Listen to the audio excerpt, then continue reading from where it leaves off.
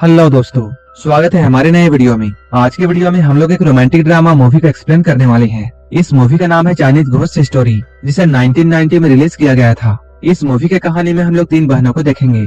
इनमें से बड़ी बहन को एक आदमी से प्यार हो जाता है और वो उसके घर में जाकर अपनी हवस मिटाती है। जैसे ही उसकी छोटी बहनों को ये बात पता चलती है, वो भी उस आदमी के पास पहुँच जाती है ताकि वो लोग भी इस आदमी के साथ गपागप कर सके। असल में ये तीनों बहनें चुड़ैल थी, जो कि हवस की भूखी थी। जब इन तीनों बहनों को एक दूसरे के बारे में पता चलता है, तब ये लोग उस आदमी के साथ क्या करती हैं, यही हमें इस मूवी में देखने को मिलेगा। तो चलिए इस मूवी को शुरू करती हैं। इस मूवी के शुरुआत में हम लोग एक खूबसूरत लड़की को देखते हैं। वो एक चाय की दुकान में चाय पीने के लिए जाती है। जब वो यहाँ बैठकर चाय पी रही होती है, तभी 2 मवाली उसे छेड़ते हैं। वे पहले तो उन्हें इग्नोर करती है, लेकिन जब वो लोग अपनी हद पार कर देते हैं, तब वे उन पर हमला कर देती है और उन्हें मार मार कर उनके अंडे फोड़ देती है। इसके बाद वो लोग यहाँ से भाग जाते हैं।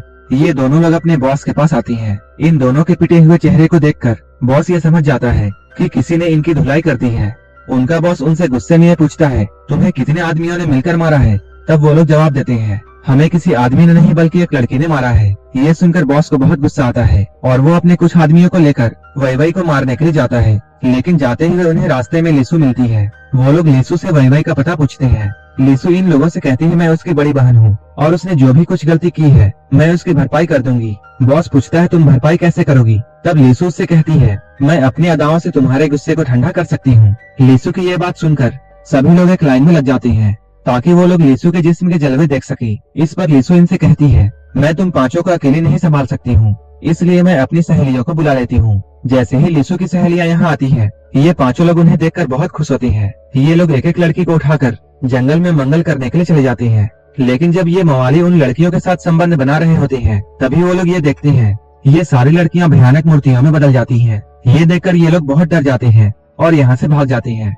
उन्हें यहाँ से भागता हुआ देखकर वैवई और उसकी बड़ी बहन बहुत खुश होती है। कुछ देर के बाद इनकी बड़ी बहन कामदेव के मंदिर में जाती है। यहाँ आकर वो कामदेव की पूजा करती है। जब वो यहाँ से पूजा करके बाहर जा रही थी, तभी उसके पास एक साधु आता है और वो उससे उसका नाम पूछता है, जिस पर वो कहती है वो अजनबियों को अपना नाम नहीं बताती है और वो यहाँ से मुड़कर अपने घर जाने लगती है। वो जंगल के रास्ते से होते हुए अपने घर जा रही थी, तभी वो मंदिर वाला साधु फिर से उसके सामने आ जाता है।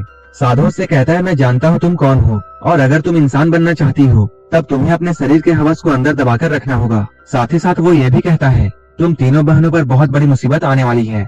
लेकिन वो साधु की बातों पर ज्यादा ध्यान न देकर अपने घर में आ जाती है। घर आकर वो अपनी बहनों को साधु के बारे में बताती है। ये लोग एक दूसरे से बातें कर ही रहे होते हैं, तभी इनकी पड़ोसन मिस वोंग यहाँ आती है। वो यहाँ आते ही तीनों बहनों को गालियाँ देना शुरू कर देती है। असल में वो तीनों बहनों की खूबसूरती से बहुत जलती थी और उसे ऐसा लगता था जैसे ये तीनों बहनें मिस्टर वोंग को अपनी खूबसूरती के जाल में फंसा लेंगी, जबकि ऐसा कुछ भी नहीं था। मिसेज वोंग जब अपने घर में आती है, तब वो अपने पति से भी झगड़ा करती है और वो तीनों बहनों से अपने पति को दूर रहने के लिए कहती है। इधर हम लोग इन तीनों को देखते हैं। ये लोग अपने देवता के सामने बैठकर ध्यान कर रही होती हैं, लेकिन ध्यान करते हुए इनके दिमाग में मर्दों का ख्याल आने लगता है और ये लोग अपनी हवस मिटाने के बारे में सोचती हैं, जिसके कारण ये लोग ध्यान नहीं लगा पाती हैं। असल में ये तीनों बहनें चुड़ैल थी और ये लोग कई सालों से इंसान बनने के लिए कड़ी तपस्या कर रही थी। कुछ देर के बाद रात हो जाती है और ये तीनों लोग आराम से सो रहे होते हैं। तभी इनमें से सबसे छोटी बहन जग जाती है, क्योंकि उसे बहुत बुरे सपने आ रहे थे। इसके बाद वो बाहर घूमने के लिए जाती है, लेकिन जब वो बाहर आती है तब वो देखती है लीसू खुले में ही नहा रही है और वो साथ ही साथ अपने अंगों को भी सहला रही थी। लीसू की खूबसूरती और उसके भीगे बदन को देखकर वैवई को भी फीलिंग्स आने लगती है। तभी वैवई भी लीसू के पास पहुंचती है और वो भी उसके साथ नहाने लगती है। तभी इनकी बड़ी बहन की नींद खुल जाती है और वो अपनी बहनों को यहाँ नहीं पाती है। जब वो बाहर निकल कर देखती है, अब वो इन दोनों को साथ में नहाता हुआ देखती है। इन दोनों को ऐसा करता हुआ देखकर वो भी गर्म हो जाती है, लेकिन वो अपने हवस को दबा लेती है क्योंकि उसे जल्दी से जल्दी इंसान बनना था। अगले दिन इनमें से बड़ी बहन जंगल में जाती है और वो देखती है कुछ बदमाश एक आदमी का पीछा कर रहे हैं। तभी वो यहाँ आकर सभी बदमाशों को अपनी शक्तियों से मारती है और उन्हें यहाँ से भगाकर उस आदमी की जान बचा लेती है।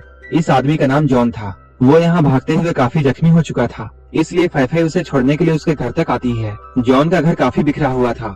जब जॉन फ्रेश होने के लिए जाता है, तब फिर से फैफे अपनी शक्तियों का इस्तेमाल करती है और सारे सामान को अपनी जगह पर रख देती है। जब जॉन बाहर आता है, तब वो अपना साफ सुथरा घर देखता है और वो फैफे को थैंक यू बोलता है। फैफे उससे बोलती है, आज के बाद मैं तुम्हारे घर आया करूंगी और यहाँ आकर मैं तुम्हारे सारे काम कर दूंगी। जिस पर जॉन उससे कहता है, मेरे पास इतने पैसे नहीं है कि मैं तुम्हें काम पर रख सकूं। उसकी बात सुनकर फैफे उससे कहती है, मुझे पैसों की कोई भी जरूरत नहीं है, मैं तो बस तुम्हारी मदद करना चाहती हूँ। फैफे अब जॉन को पसंद करती थी, इसलिए वो उसके सारे काम करना चाहती थी। इधर हम लोग वैवै और लिसु को देखते हैं, जो कि अपनी बड़ी बहन का वेट कर रही थी, क्योंकि वो सुबह से घर नहीं लौटी थी। कुछ देर के बाद फैफे घर में वापस आती है, लेकिन वो यहाँ अपनी बहनों को जॉन के बारे में कुछ भी नहीं बताती है। इसके बाद वो एक दिन अच्छे से तैयार होकर जॉन से मिलने के लिए जाती है। सबसे छोटी बहन को उस पर शक होता है, इसलिए वो उसका पीछा करने लगती है। तभी वो देखती है उसकी बड़ी बहन एक झोपड़ी के अंदर जाती है। कुछ देर के बाद जब वो जॉन के घर से निकलती है, तब वैवै जॉन के घर में जाती है, ताकि वो ये बात जान सके कि उसकी बड़ी बहन यहाँ क्यों आती है। जॉनी यहाँ बाथरूम में नहा रहा होता है। वैवै उसे अचानक देख लेती है और उसे देखकर बहुत घबरा जाती है। जब जॉन की नजर उस पर पड़ती है, तब वो उसे भला बुरा कहकर अपने घर से भगा देता है। जिसके बाद वैवै रोते हुए अपने घर में आती है। उसे रोता हुआ देखकर लिसु उससे कारण पूछती है। इसके बाद वैवै लिसु को जॉन के बारे में सब कुछ बताती है। उसकी पूरी बात को सुनकर लिसु को बहुत गुस्सा आता है और वो अपनी तलवार निकालकर जॉन को मारने के लिए निकल जाती है। वो जॉनी के घर पहुंचकर उस पर हमला कर देती है। वो उसे मारने के लिए कई बार करती है, जिससे बचने के लिए जॉन उस पर पानी फेंकता है और उसके बदन को गीला कर देता है। जैसे ही जॉन लिसु के भीगे हुए कपड़ों को देखता है, उसकी हौस जाग जाती है। वहीं इधर लिसु कब से ये सब चाह रही थी। इसके बाद ये दोनों करीब आते हैं और एक दूसरे को नोच कर और दांत काट कर खूब प्यार करती हैं। घपाघप करने के बाद जब लिसु घर में आती है, तब वह जॉन के बारे में उससे पूछती है। तब लिसु उससे कहती है, मैंने उसे जान से नहीं मारा, लेकिन मैंने उसे अधमरा कर दिया था और उससे कहा था दोबारा तुम ऐसा मत करना। ये सुनकर वैवै को बहुत बुरा लगता है और वो जॉनी की इस हालत के लिए खुद को जिम्मेदार मानती है। इसके बाद वो जॉन के घर में आती है ताकि उससे माफी मांग सके। वो जॉन के शरीर पर जख्म देखती है और उन्हें देखकर बहुत उदास होती है, लेकिन ये सब तो लिसु का प्यार का निशान था। जॉन भी यहाँ वैवै को कुछ भी नहीं बताता है। वैवै को यहाँ बहुत बुरा लग रहा था, इसलिए वो अपनी गलती का भरपाई करने के लिए जॉन को अपना शरीर सौंप देती है। वैवै की खूबसूरती को देखकर जॉन का हवस फिर से जाग जाता है और वो उसके साथ भी भयंकर घपाघप करता है। वैवै के जाने के बाद इनकी बड़ी बहन फैफै यहाँ आती है। वो जब बिस्तर को ठीक करने लगती है, तब यहाँ उसे एक हेयरपिन मिलता है। फैफै के पूछने पर जॉन उससे कहता है, मैं ये तुम्हारे लिए लेकर आया हूँ। और वो कहती है, तुम मुझसे झूठ बोल रहे हो, क्योंकि ये तो मेरी बहन का है। तब जॉन उसे सारी सच्चाई बताता है और वो उससे माफी मांगता है। तब फैफै कहती है, मैं तुम्हें एक शर्त पर माफ कर सकती हूँ, तुम्हें मेरे साथ भी वैसा ही घपाघप करना होगा जैसे तुमने मेरी बहनों के साथ किया। और इतना कहते हुए वो भी अपने कपड़े उतार देती है। इसके बाद जॉन उसके साथ भी मैच खेलता है। हम लोग तीनों बहनों को उनके घर पर देखते हैं। ये लोग यहाँ खाना खा रही होती हैं। ये लोग साथ तो बैठी हुई थी, लेकिन एक दूसरे से कोई भी बात नहीं करती है।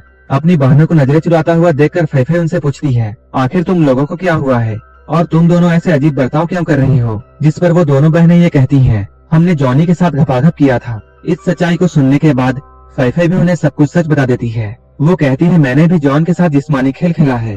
ये लोग बातें कर ही रहे होते हैं, तभी यहाँ पर जॉन आ जाता है।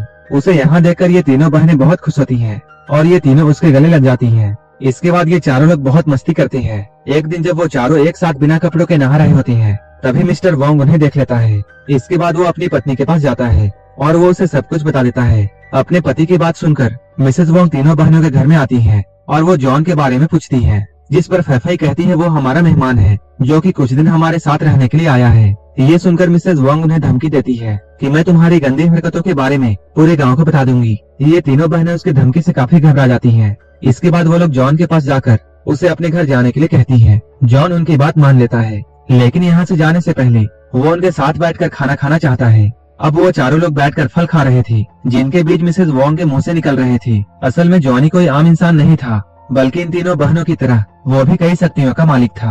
कुछ दिनों के बाद जॉनी अपने घर में बैठा हुआ था, क्योंकि उसकी तबीयत ठीक नहीं थी। वो देखने में काफी बूढ़ा लग रहा था। इसके बाद वो अपनी शक्तियों का इस्तेमाल करके एक लड़की को अपने वश में कर लेता है। उधर हम लोग तीनों बहनों को देखते हैं, जिनके शरीर में अचानक बाल उग आए थे। फैफै को ऐसा लगता है जैसे ये सब जॉनी के साथ सोने की वजह से हो रहा है। ये तीनों बहनें बहुत घबरा रही थी, क्योंकि वो लोग ऐसे में इंसान नहीं बन सकते थे। कुछ देर के बाद तीनों बहनें जॉनी से बात करने के लिए उसके घर में जाती हैं। जॉनी इस वक्त बाथरूम में होता है और अंदर से अजीब सी आवाजें आ रही थी। जब तीनों बहनें बाथरूम में देखती हैं, तब सामने का सीन देखकर ये तीनों बहुत डर जाती हैं और उनकी आंखें खुली की खुली रह जाती हैं, क्योंकि जॉन एक भयानक शैतान में बदल चुका था और वो उस लड़की को जिंदा खा रहा था, जिसे उसने अपने बस में किया था। जॉनी का भयानक रूप देखकर फैफै उस मंदिर वाले साधु के पास जाती है और वो उससे मदद मांगती है।